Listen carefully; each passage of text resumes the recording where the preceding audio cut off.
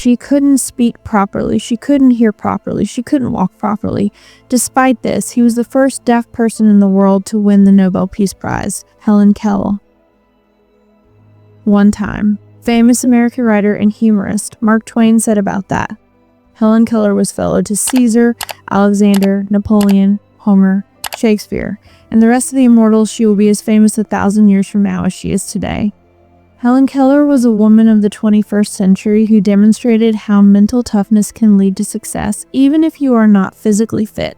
In this video, you will know 18 facts about Helen Keller that you probably don't know. So I request you to watch the video till the end. Number 1. Although she was born in Tuscumbia, Alabama, when she was 19 months old, an unknown infectious illness, perhaps scarlet fever or rubella, caused her to lose her hearing and sight. Helen Keller left the American South never to really return when she was 8 years old. However, both her parents and grandparents had deep ties to the antebellum South. In fact, her paternal grandfather was Robert E. Lee's second cousin and came down from Massachusetts prior to the war in order to fight for the Confederacy.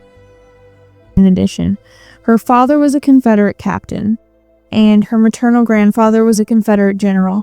Those are some deep Southern roots. After the war, his father bought and became editor of the North Alabamian, a weekly local newspaper. Number 2.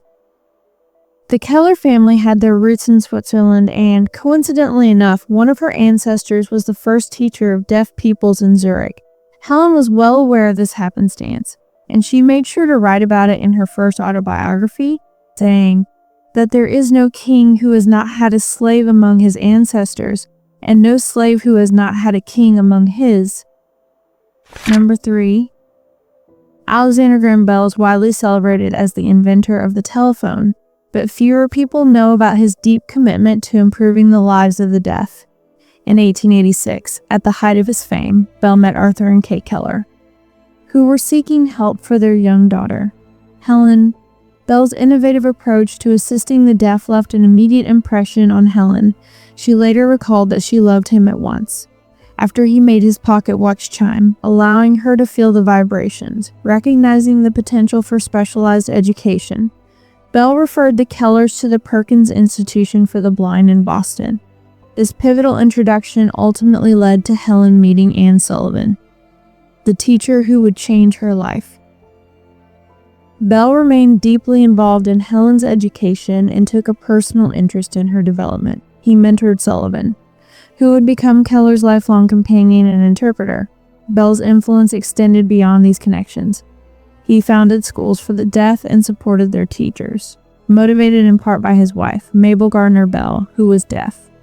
Throughout his life, Bell maintained a close friendship with Helen and Anne Sullivan, offering guidance and support as Keller grew into Anne, internationally renowned advocate for the disabled.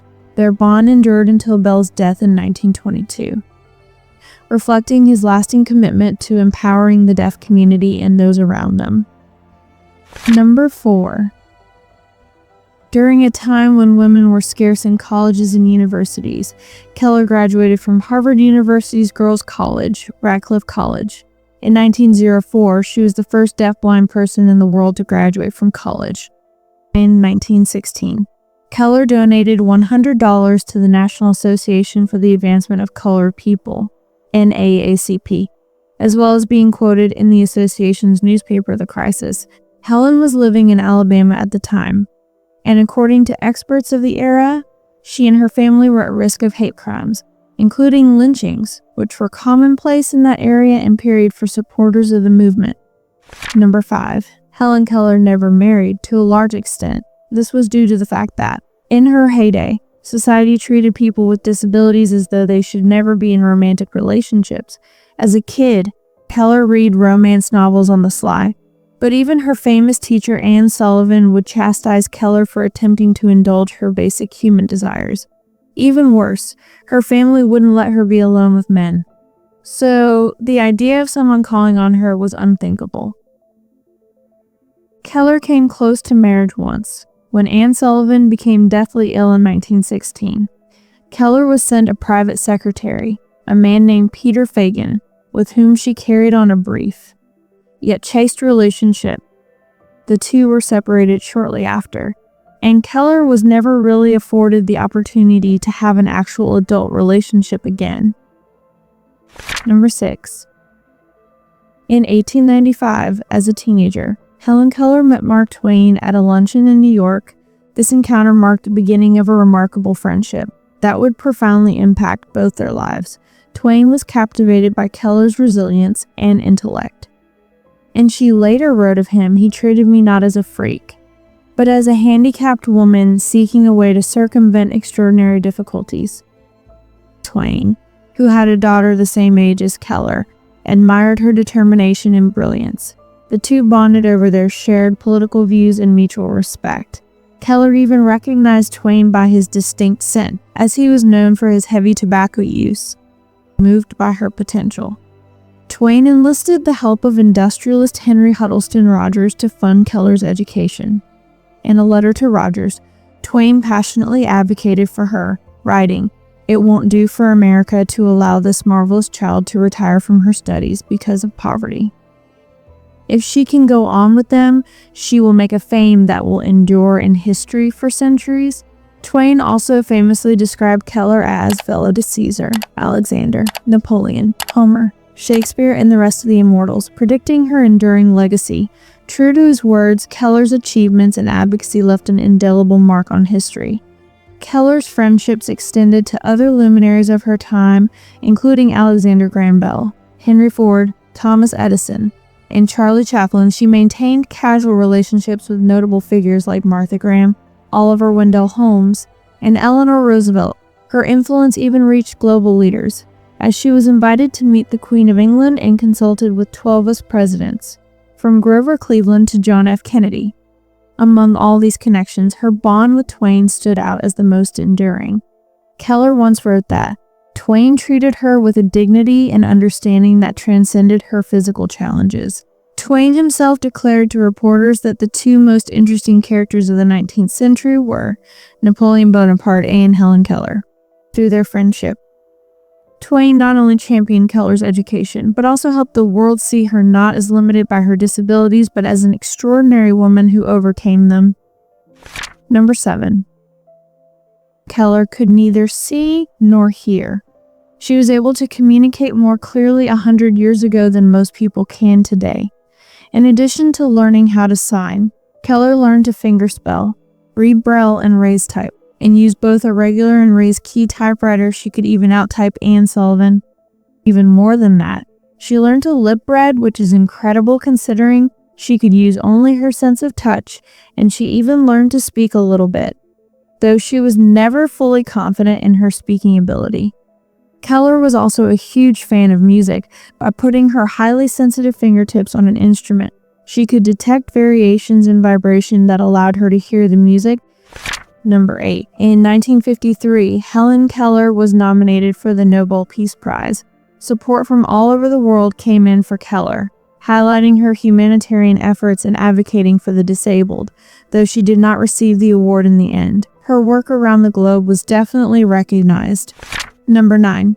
As an advocate for birth control, Keller wrote letters, articles, and gave speeches in support of it, as well as aiding the release of those who had been jailed for distributing birth control information, including Emma Goldman, a famous anarchist. In a letter to a socialist magazine, she wrote, "If Emma Goldman is sent to prison the cause of birth control, and New York is dead for years to come, it will be years before there is intelligence enough in Albany to amend the law." Because of the radical political stand she held on many issues, the FBI tracked Keller's relationships and activity for over 30 years. One entry in the FBI's vault states, it was reported that Helen Keller, blind author and educator, was one of a group of individuals sending messages of condolence on the occasion of the funeral of Mother Bloor, well-known Communist Party member, on August 14, 1951. Number 10. At the age of 75, Helen Keller won an Academy Award for her part in the documentary about her life, Helen Keller and Her Story.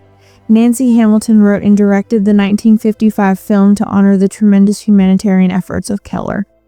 Interestingly enough, Patty Duke would also secure an Oscar for playing Helen Keller in The Miracle Worker 7 years later.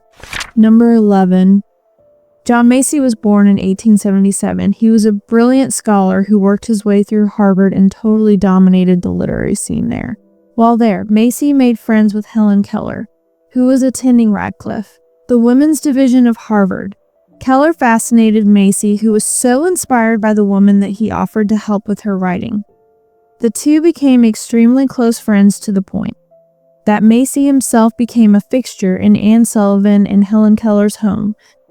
At that time, Sullivan and Keller were said to have considered themselves essentially the same person, so when Macy became attached to Keller, he became attached to Sullivan as well. The three became inseparable between 1900 and 1914.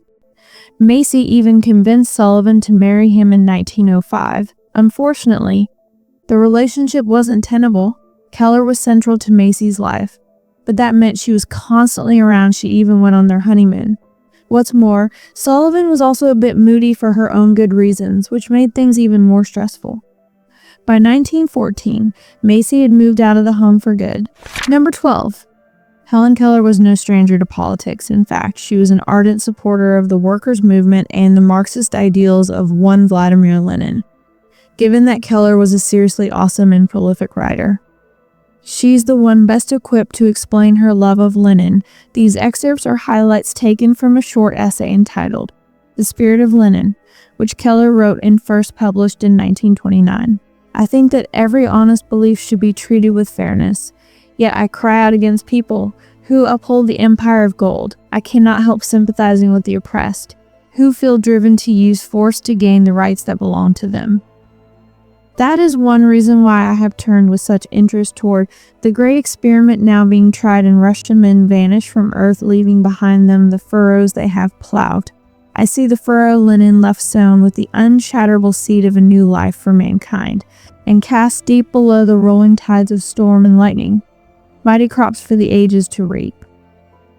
It's fair to say, then, that she was a staunch supporter of the early 20th century Russian Revolution. Number 13. In the 1930s, Keller toured Japan to give speeches and visit schools, and was met with warmth and reverence. A Japanese police officer gave her an Akita dog named Kamikaze Go as a present, and she fell in love with him. She became the first person to bring the dog breed to the U.S., sadly. Kamikaze Go died shortly after Keller's return to the States, so Japan's government gave her another Akita from the same litter. In 1948, a few years after World War II ended, Keller visited Japan again to meet with disabled veterans in military hospitals. Number 14. Keller was a major globetrotter. She traveled to 39 countries, from the UK to Japan to Syria. During her travels, Keller met with presidents, prime ministers, and other government leaders to advocate for educating blind people, deaf people, and people with disabilities. In 1952, during her visit to the Middle East, she gave lectures at medical schools, visited schools for disabled students, and met with organizations that help blind people. Keller wrote about her experiences in Egypt, Israel, Jordan, Lebanon, and Syria, emphasizing the kindness of the people and the majesty of the places.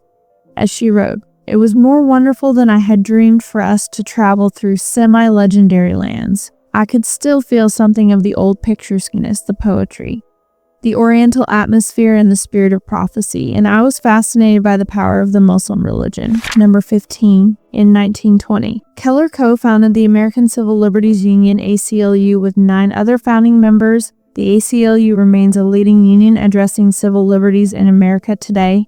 Keller met with 12 presidents, from Grover Cleveland, when she was 7 years old, just after she learned to communicate, to John F. Kennedy, whom she urged to support civil rights activities. Number 16.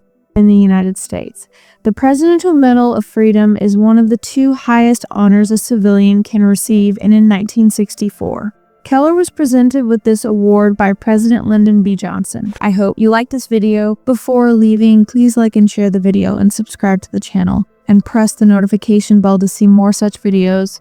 So see you in the next video.